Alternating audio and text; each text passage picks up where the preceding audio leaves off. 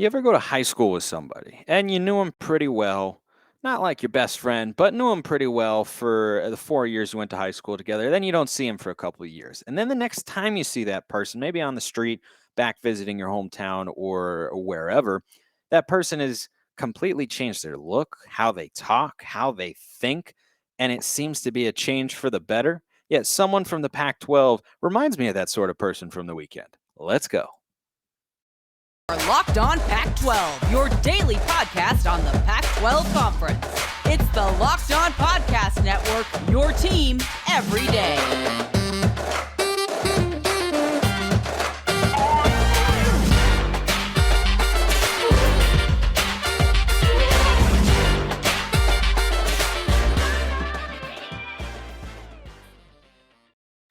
Welcome, everybody, to another episode of Locked On Pac-12. I'm your host, Spencer McLaughlin, D1 play-by-play broadcaster. Thanks for making this your first listen or your first view of the day, part of the Locked On Podcast Network, your number one source to stay up to date with the Conference of Champions. Like, comment, subscribe, wherever you're listening to or watching this show. Thank you to everybody out there who has done so, especially on YouTube, where we just hit 1,000 subscribers. Keep hitting that subscribe button.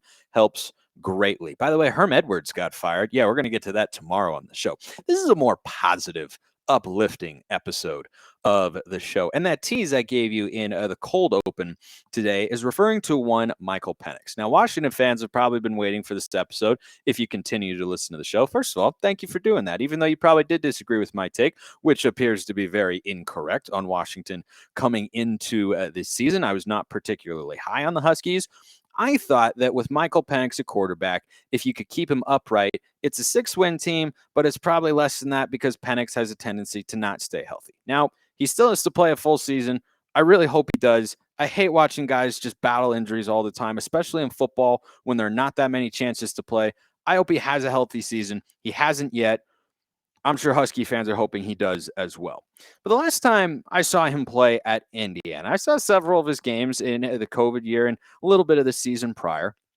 But I watched him and thought, all right, it's a college quarterback. He's nothing special. He's nothing terrible either, right? He's not out here having 4 interception games every third Saturday in the fall. He's not blowing you away as maybe an NFL guy, but he looks like a guy you could win some games with, maybe a nice stopgap quarterback and such. And then he came out on Saturday against Michigan State, a team he'd played before and clearly maintained a high level of confidence against, and just slung it all over the turf. I mean, from the first play. Now, if I haven't made it clear, I underestimated Washington. That looked like a team that with Penix there is a 9 to 10 win team if they play at that level week in and week out. They've been at home every week in front of a great home crowd. That was an awesome game for the Pac-12. That was an awesome scene. Husky Stadium is one of the coolest scenes in the conference, bar none, with the water there, sailgating. Like, it's very unique and it's very loud. And that game was on ABC against a ranked opponent, and Washington kicked the teeth in on Michigan State. That final score was way closer than what the game actually was. Like, Washington dominated from the get-go. Never felt like Michigan State could move the ball, and it never felt like Michigan State was able to stop Washington. And Michael Penix, he looked like his arm to me had more zip than I remember him having, and he was throwing the ball downfield, over the field. He was moving a little bit, but the chemistry he's got with his receivers, it was tremendous. And the other thing that really impressed me about Penix in particular, and I mean, the entire Washington team and that coaching staff deserves a lot of credit, but Penix, as a transfer quarterback, when you come in, I think what can be really difficult in college football to do is command the respect and attention of a locker room when you're a transfer and you're not a homegrown recruit and such, the type that some fan bases often want to see.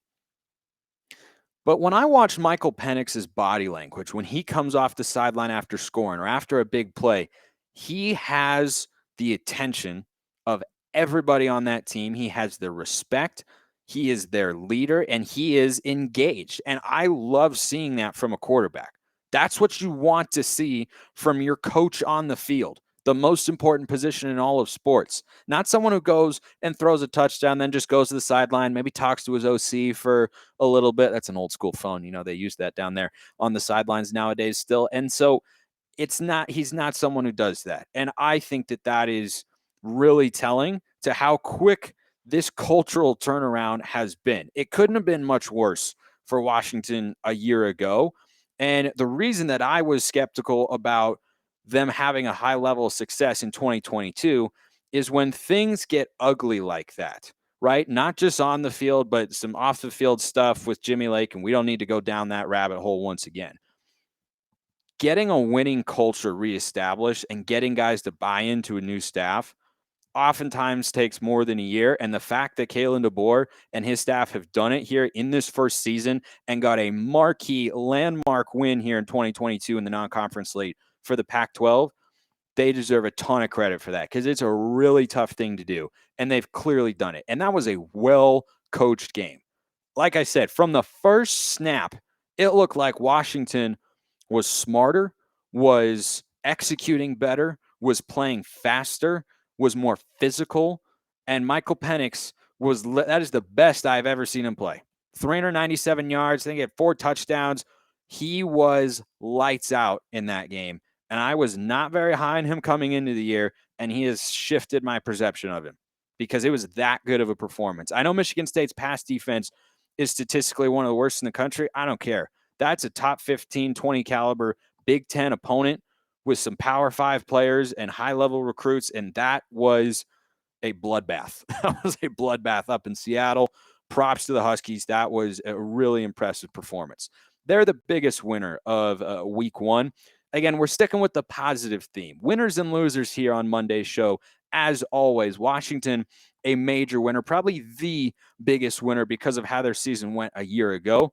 The other big winner over the weekend, Oregon, trounces BYU. Similar sort of thing. From the start, Oregon's first play was actually really bad, and BYU had a 35-yard completion. But from there, the Ducks dominated that game on both sides of the ball. And I think answered a lot of questions that people very fairly had after the Georgia game, which were, well, how is this staff going to be able to coach in year 1, right? Sometimes, and I tend to be in this camp because statistically, when you look around the country, that's kind of what it is. Coaching staffs tend to start to click and start to be able to really execute and find their footing in year 2 or 3. But it doesn't mean you can't have success in year 1, depending on the situation you're coming into.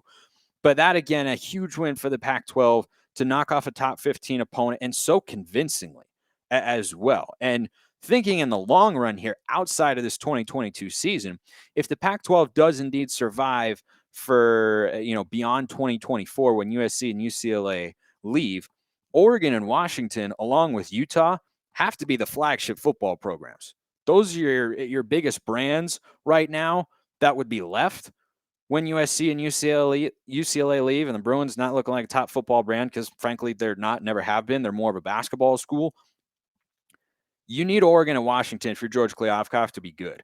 And the fact that he had to be grinning ear to ear, right, assuming he can keep the Pac-12 together, he had to be grinning ear to ear watching Washington just take apart the number 11 team in the country, Michigan State, who I still think is a good football team, but they did not look like one against the Huskies. But I was more impressed with what Washington did than what Michigan State was not able to do. And if you're George Kliavkoff, you're thinking, Oregon looked really good.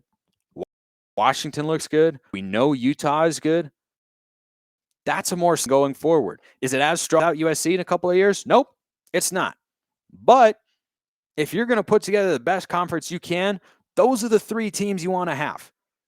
Those are the 3 teams. He'd probably like Stanford to be really good again as well.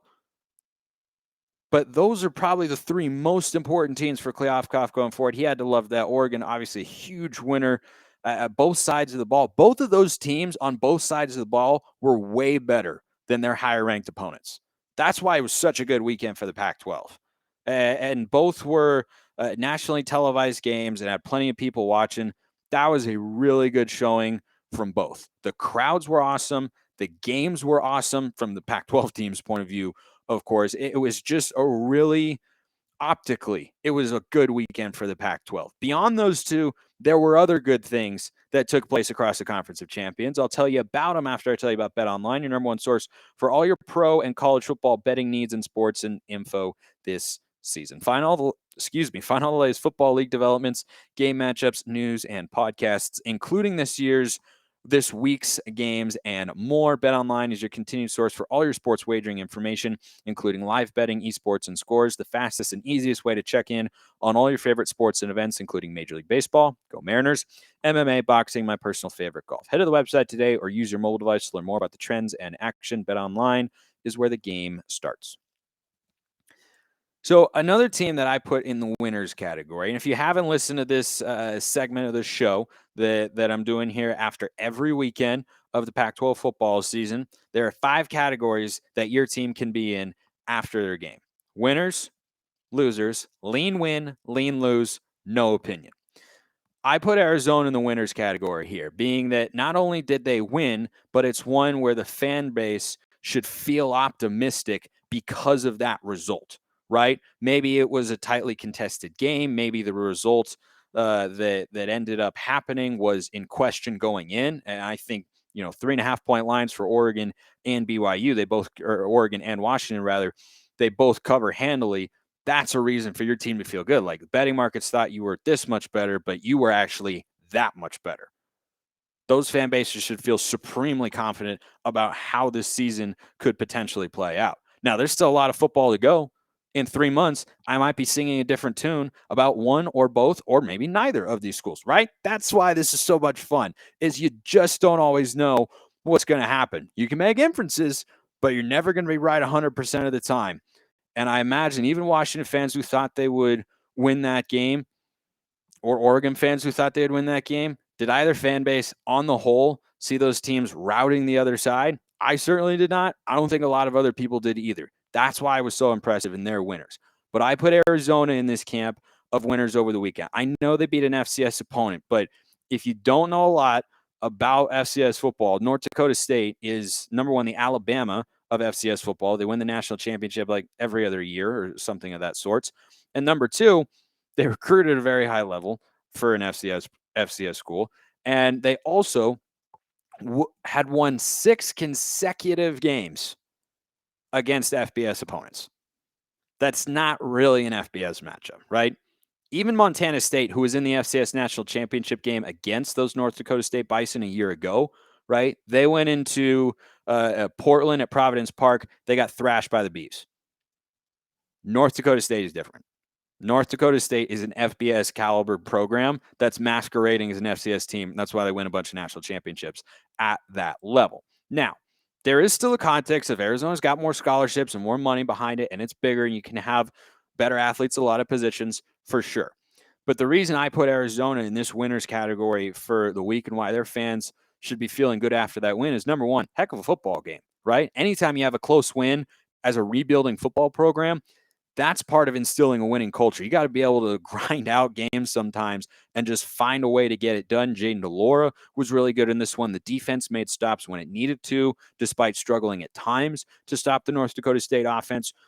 But I think Arizona being 2-1 going into conference play, doesn't matter who your wins are against, right? Is this a lower level of excitement than Oregon and Washington should probably have? Yeah, sure. But when you're Arizona and you've bottomed out the way their program has the last couple of years, and you're just trying to get back to some level of consistent relevance, and you've got 2 wins going into conference play, the opponents are not as important at that point in time. However, as I noted, North Dakota State is an FBS caliber team, right? It's like if Appalachian State were still an FCS team. You look at it and go, well, not really. Like they could compete in a mid-major or in a group of 5 or mid-major conference or whatever you want to call it and be a respectable program there. North Dakota State absolutely could. Like, you don't think they could go into the Sun Belt and do it? Of course they could be a decent team there. And for Arizona, any sort of win is worthwhile for at least a little bit of celebration. And that was a good win for the Wildcats. Now they get to show what they're made of entering Pac-12 play. Lean win this week. Washington State. I thought they might have a trap game. I was worried about an emotional letdown. They were playing a bad team. Turns out UCLA had the trap game and very nearly fell. Get to them here in just a moment. But Washington State goes here because the offense finally clicked, right? You go on the road at Wisconsin. You get a win led by your defense, and the offense kind of struggled. They also struggled against Idaho. Now on the offensive side of the ball, going into their first Pac-12 game of the year against Oregon in Pullman, what should be a really good football game. it's important that the offense has some confidence and that they started to get the ball rolling a little bit. I don't put them in the top tier winners category because I think that's what you're supposed to do to Colorado State, but they didn't do that week 1 against Idaho, and I think the offense starting to show life and continuity and explosiveness the way that we expected it to coming in when they made the switch from Jaden Delore to Cam Ward in the offseason and got new offensive coordinator, despite having been a 7-5 team a year ago. I think that is a good sign if you're Washington State. And now they feel confident, and they're 3-0 going into the Oregon game. That's a pretty good place to be if you're a Cougar fan. I think they would have taken 2-1. I think they'll certainly take 3-0. They're not in the top 25. Pretty good case they should be. If either of those opponents was a little bit better, then maybe that's what they're missing in the voters' eyes. Cougs have a case to be in the top 25 right now. You go on the road, beat a preseason number 19 team. You deserve that sort of credit, pedigree, and clout. I think they got screwed a little bit there. But another team that I assign a lean win label to this week is Cal. Spencer, Cal lost. Yes, I know Cal lost. But coming into the year, nobody thought that game would be close. And clearly, I should just be betting my life savings on Cal each week. Got them nailed in each of the last 2 Pac-12 prime picks. And they were not officially in it this week, but I talked about them at length. I thought they'd cover, but lose. They did. Also, the over-under was 40.5, and the total in the game was 41, which is pretty hilarious. Vegas always knows. And I should have listened to Vegas when they told me that Washington was better than Michigan State. And alas, I did not. Hopefully, that's not the last time I make that mistake. No promises. We'll just have to keep finding out. But Cal lost this game, but they went on the road to a ruckus environment, playing a team that's got better athletes up and down, and they were driving for the win twice. They led going into the fourth quarter. That's a good sign if you're Cal. I was not high on the Bears coming into this year. I'm still not, because I think Jack Plummer's pretty limited at quarterback, and that's a big reason why they weren't able to go down and drive to tie the game or maybe win if they scored and decided to go for 2-point conversion. Not exactly Wilcox's MO, but you never know. But anyway, I still got questions there, and Plummer has not done anything like Michael Penix has to shift my perception of him. But that was a good game for Cal. That was a well-played game. It was competitive. It was tight. Their defense played well. Their offense just couldn't quite do enough, which is always the question with Cal. I thought they did well. They get a lean win label here after week 3. Hold on a sec. Sorry. Had a little bit of dry mouth there. It was really bothering me. I thought about powering through, but anyway, appreciate it. No opinion this week. 3 teams that all won. Oregon State, USC, Utah. The latter 2 I had in my Pac-12 prime picks. I was confident, and I was right that they were going to blow out their opponents. I think I actually had USC in like the 45-20 range, and it was 45-17, and Fresno State did miss a field goal. It was very, very close to being spot on. Utah, as JT Wisterstill texted me during the Utah-San Diego State game, they're a second quarter team. They were tied after the first quarter against Southern Utah in week 2. They then went on a 66-0 run for the rest of the game. This was a game that was, I believe, 0-0 at the end of quarter number 1 and ended 35-7. But that's exactly what I expected both those teams to do. I think most people should have. And State left no doubts against Montana State, right? I'm not going to have a strong opinion when you do what you're supposed to against a vastly inferior opponent. That San Diego State offense, yikes. And they lost Braxton Burmeister, starting quarterback in that game. He had something with his eye, but it was not going to matter. That was a dreadful offense, and Utah defense showed up the way you would expect them to. Only one team in the lean lose category this week. Also, Stanford had a bye, for those of you who didn't know. Really weird to have a bye in week 3. Kind of defeats the purpose of having a bye in the first place. They get an extra week to go prepare for Washington, who is firing on all cylinders right now, and USC slung it all over the field in Palo Alto, and now Washington gets a look at that Stanford defense. Good luck. Good luck, everybody. Caillou Blue Kelly. That's a tough assignment for everybody because Washington's got weapons, and they are humming on the offensive side right now. Lean lose this week goes to UCLA. You needed a game-winning field goal against South Alabama. You're 15.5-point favorite at home. I did think it was curious the line opened at UCLA minus 12. I was like, why is that not closer to 20? Public eventually moved it out towards 15, was not in the Pac-12 prime picks. Good thing it wasn't, because I probably would have taken UCLA to blow them out after looking a little better in week 2. But if that field goal doesn't go in, UCLA is 2-1, and that's disastrous. I mean, with that schedule, that would have been a disaster. They barely averted disaster. They have not looked good so far. They've got a chance to turn around. Maybe they're just playing down to their competition, and they're capable of playing up to their opponents. We'll see. They have Colorado in week 1. That's a chance to show that you actually are a pretty good team, and I expect UCLA to be 4-0 as I did going into the year. But, man, that game is in Boulder, and you've had 3 inferior opponents at home. You've now got an inferior opponent in Colorado, who I'll get to here in a couple minutes, on the road. I don't know what kind of road environment that's going to be, because now Colorado is much like Arizona was a year ago, just hoping they can get one win that they can celebrate at some point in time. But UCLA was, celebrating in the locker room after a game-winning field goal. I get it's exciting in the moment, but that's not a good look for the Bruins. You got to be better than that against a team that you are much better than at home, and now you go on the road. I think they'll get it done, because Colorado is down in a bad way right now. But I tell you what, not the start the Bruins were hoping for. Bowling Green was closer than it should have been in week 1.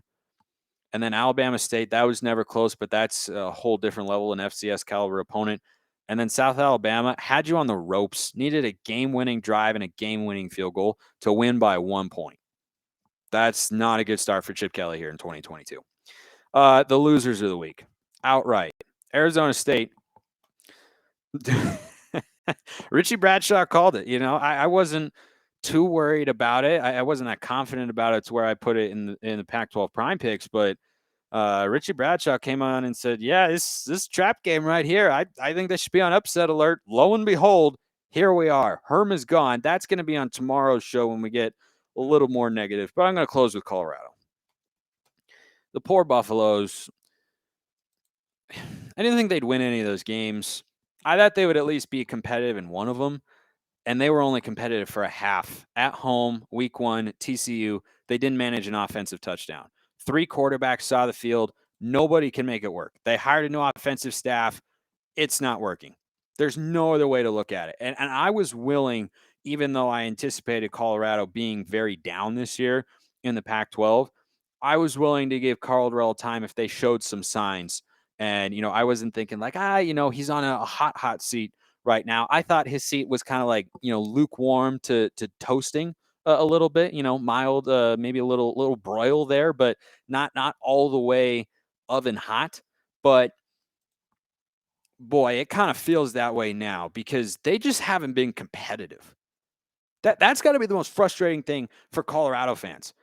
Not just that they're losing. That's a tough non-conference schedule, but they weren't competitive in those games. They're 27.5-point underdog against a good Minnesota team. I mean, that's like an FCS number. It's 49-7. They've got no answers at quarterback. Their offense looks inept. Their defense can't stop anybody. There's just nothing going for them right now. They are a tough watch, and I feel really bad for Buff fans that they're going to have to go through this season, because it might be even worse than I thought. I thought they could at least be competitive somewhat in 1 or 2 of these games, and they just haven't been. The offense is not there, has not taken any steps forward. The only good news for them right now is, like I said, UCLA is not looking great so far. So maybe you can catch the Bruins in their slow starts and try and capitalize on it. But to do that, you have to be able to move the ball. Now, UCLA's defense, once again, is putrid. They allowed 31 points at home to South Alabama. Like, what?